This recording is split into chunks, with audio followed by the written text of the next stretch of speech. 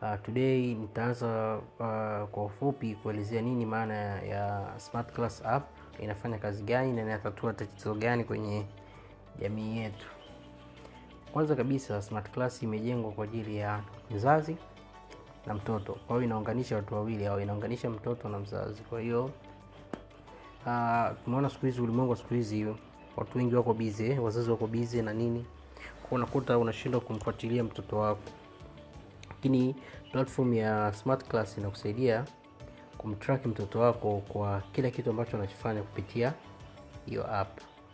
Sasa leo nitakufundisha namna gani ya kujisajili kama parent na namna gani unaweza kumsajili mtoto au watoto wako na wakaanza kutumia hii platform. Hii platform inaweza kutumika kwenye laptop, kwenye tablet au kwenye desktop. Kwa hiyo inaruhusu hizo environment zote vizuri kabisa. Kwa hiyo leo nitafundisha namna gani ya kujisajili kama parent, alafu namna gani ya kusajili pia watoto na kuwapa hizo credentials kwa ajili ya wao login na kuendelea kufanya mazoezi mbalimbali.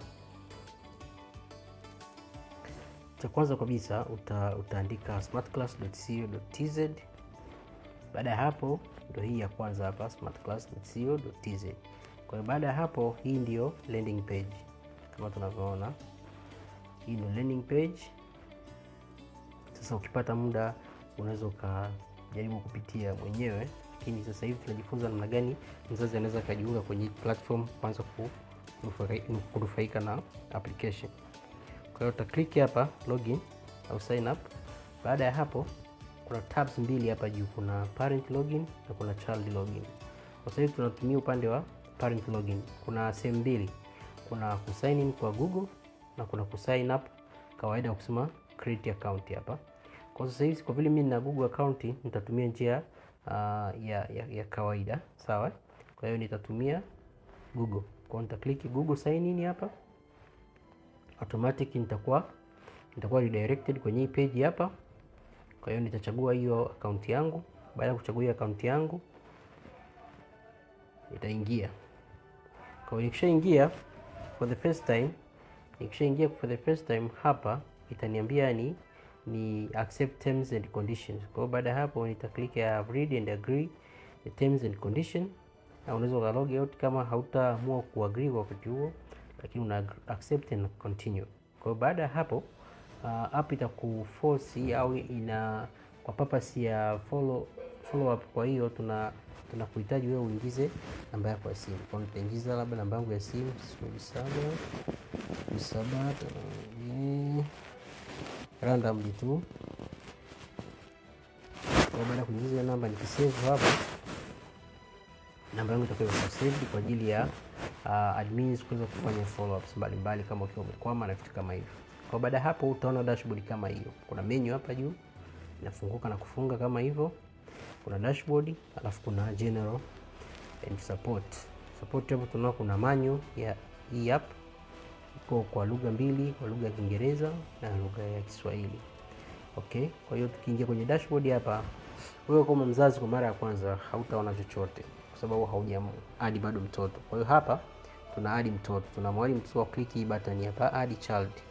Kwa hiyo hapa nitampa jina la Smart Class Test mfano tu. Hapa nitaandika Smart Class TZ mfano. Hapa nitaandika password hapa.